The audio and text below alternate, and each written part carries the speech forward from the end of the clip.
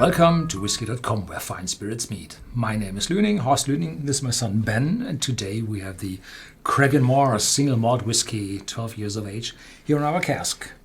Yep, sounds like a nice whiskey, a space cider, and from what I've heard, it is quite the beginner's whiskey. Unfortunately, I've never been to the distillery, but I should visit it. Yeah, I spent a visit to the space side just recently, but Space Side is just so big. It's my first visit to the Space Side for a big whiskey tour, and I'm probably going to visit the Space Side a couple of times more. The Cragganmore distillery is a smaller one, and it was founded in 1869, just when the railway, I think, was built alongside the River Spey, and is close to the Spey itself. And with that, they were able to deliver the malt whiskey by train to the harbor and then to the blenders. And this was rated in 1920s as a A1 whiskey for the blenders.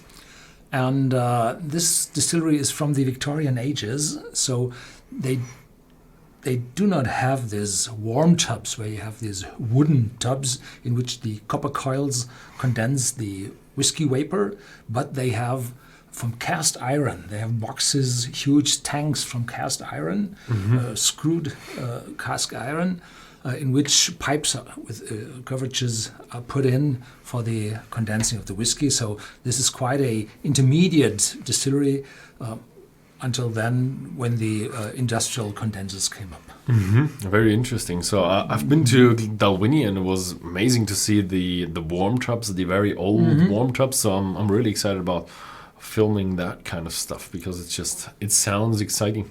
Yeah, it sounds like just old technology. Yeah, it's old technology, but it's just cast iron. Oops. Yeah, we opened that bottle recently. So it's 40% ABV. It's chill filtered, and so it's a whiskey priced around 30 euros, dollars, pounds, and it's widely available because it's part of the Classic Malts of Scotland, the series which was founded in 1989, I think, which was the successor to the Ascot Cellar Collection. So this is part of 6 single malt whiskies from all over Scotland, from the regions, and this one is from the region of the Speyside. And, it should be very characteristic for the Speyside. Yep. So this is a full, intense nose with a lot of toffee, honey, a little dryness showing through, and there is a hint of vanilla already showing. There's nothing in this which is unwelcoming or sharp or has an edge. This is just wonderfully put together. But this is a wonderful nose. Yeah. It's nice, and I've heard that it's like a balanced whiskey and subtle and a bit laid back, but it smells like a candy shop. I've just been recently to the Space Side, and I know that was before the Space Side. There's a big outlet with Scottish clothes and Scottish sweets, and that's exactly how it smells like a Scottish sweet shop that is specialized on butterscotch and caramel candy and that kind of stuff. So that is really dominant in there. Maybe a bit of honey in there, and a little bit of fruitiness also.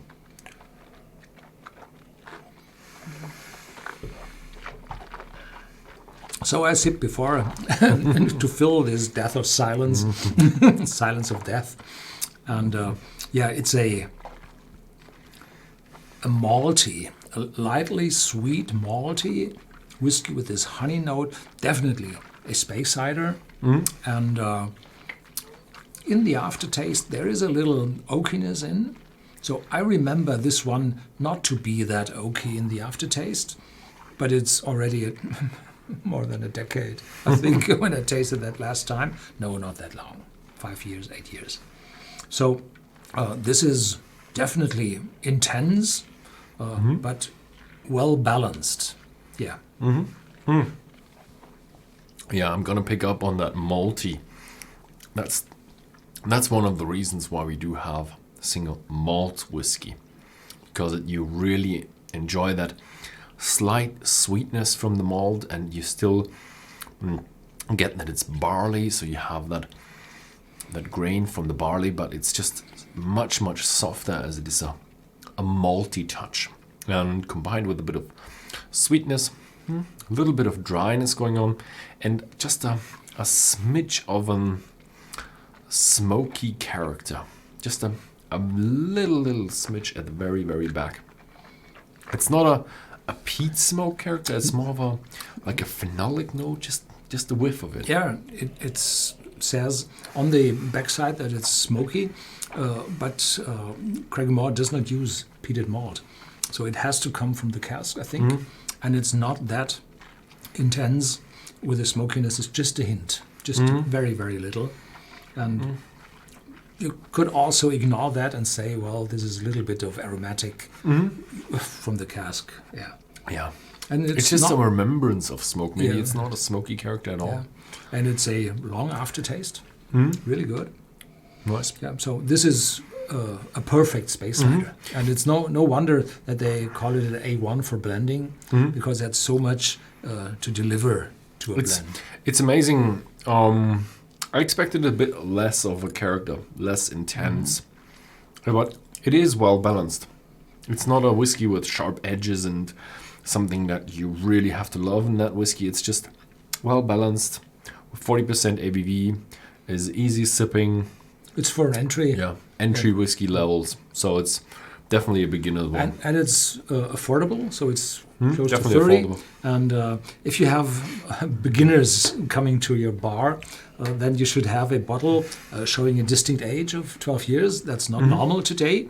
And having a beginner style, and not to spoil your very valuable whiskeys, probably.